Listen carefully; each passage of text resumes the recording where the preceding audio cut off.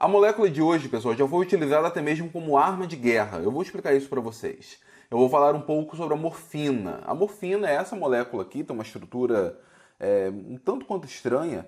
Daqui a pouco eu explico para vocês por que eu destaquei esse conjunto de átomos aqui em vermelho. Bom, a morfina é um alcaloide extraído da papoula. A papoula é essa planta aqui, e a partir dela a gente consegue extrair a morfina. E por que eu falo que é um alcaloide? Um alcaloide seria uma espécie com características básicas. Aqui nós temos um átomo de nitrogênio, esse nitrogênio tem um par de elétrons não ligantes, que faz com que essa molécula seja caracterizada como uma base de Lewis, ou pelo menos esse sítio aqui é um sítio que funciona como uma base de Lewis. Por isso, a morfina é chamada de alcaloide. Essa molécula, como molécula mesmo, como molécula pura, tem uma história relativamente recente. A estrutura da morfina ela foi elucidada em 1925 e ela é utilizada como um poderoso analgésico. De alguma forma, ela acaba meio que impedindo a sensibilidade das terminações nervosas, ela acaba interagindo então com esses receptores e funciona então como analgésico. E aí, para quem já passou por alguma cirurgia, ou infelizmente para alguém que já tenha tido câncer, ou tem algum parente que tenha câncer, provavelmente foi receitada morfina devido ao seu poder analgésico. Só que tem alguns problemas. Ela também é uma molécula que causa alucinações. E isso acaba gerando uma série de complicações. Então, ela provoca alucinações, ela provoca náuseas e, principalmente, ela é uma molécula que causa dependência. Na verdade, essa relação entre a morfina provocar alucinações já é conhecida há muito tempo, porque a morfina pura é trabalhada há relativamente pouco tempo. Porém, a morfina como mistura já é utilizada há séculos. Isso porque da papoula é extraído ópio, e um dos principais constituintes do ópio é a morfina. O ópio é uma droga que, ao ser administrado, acaba provocando, dentre outras coisas, alucinações. Aqui no Brasil ela não é tão difundida, mas se você pegar algum filme antigo, principalmente filme oriental, é comum algumas cenas você ter ali uma chamada casa de ópio, né? Pessoas largadas ali, fumando ópio, em uma situação muito parecida com as cracolândias que nós temos aqui no Brasil. Nesse caso, não era o crack, mas sim o ópio que estava destruindo ali a vida das pessoas. E por que ela foi utilizada como arma de guerra?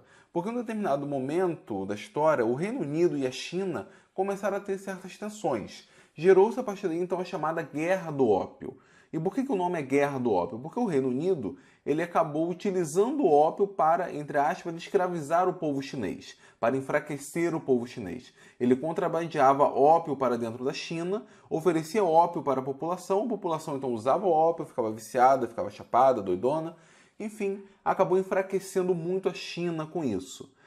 Como resultado, Hong Kong acabou sendo cedido então para o Reino Unido, que ficou sob a tutela, vamos dizer assim, o protetorado do Reino Unido durante muito tempo, sendo então devolvido também, entre aspas, para a China apenas em 1997. E a morfina tem o seu nome em homenagem ao deus grego dos sonhos Morfeus, e isso exatamente por ela provocar alucinações. Dentro da cultura popular, nós temos alguns personagens que utilizaram esse conceito.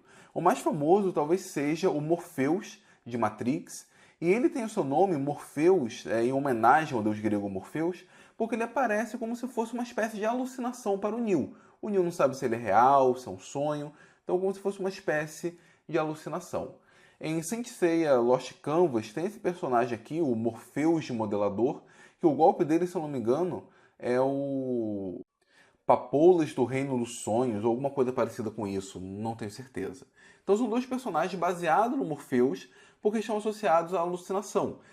E a morfina tem o seu nome em homenagem ao Morpheus também, ao deus grego, devido provocar alucinações. Como eu disse, ela é um fármaco, porém um fármaco com severos efeitos colaterais. Então o uso da morfina é muito restrito. E há muito tempo já se procura fazer modificações na estrutura da morfina a fim de se obter um fármaco que tenha as mesmas propriedades, porém menos efeitos colaterais. Eu vou mostrar então para vocês dois desses projetos. O primeiro deles é a codeína.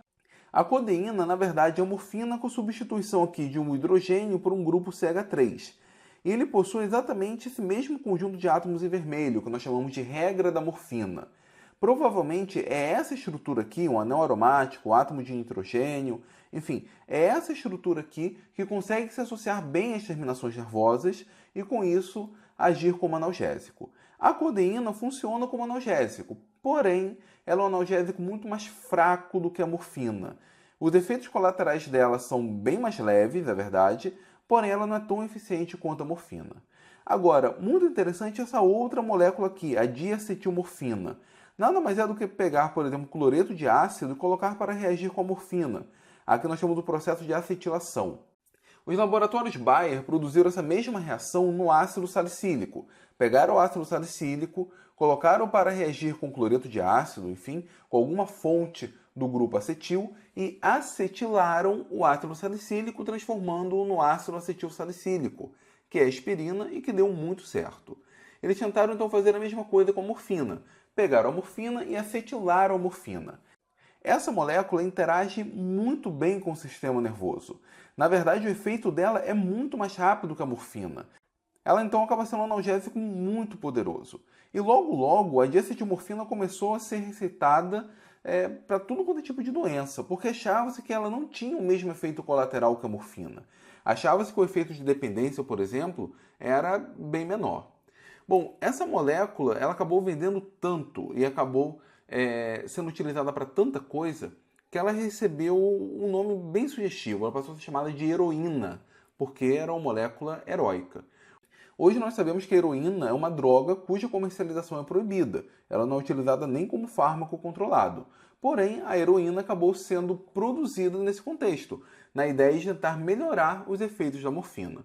Os laboratórios Bayer logo depois deixaram de comercializar a heroína e tentaram limpar o seu nome em relação à produção dessa molécula inicialmente.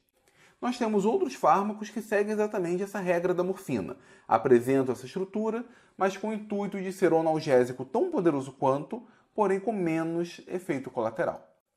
Bom, pessoal, essa era a molécula então, que eu queria apresentar a vocês. Eu espero que vocês tenham gostado. A morfina é uma molécula extremamente interessante, tem toda uma história bem bacana por trás dela. Se vocês gostaram do vídeo, compartilhe, se inscrevam na Universidade da Química e amanhã teremos uma outra molécula.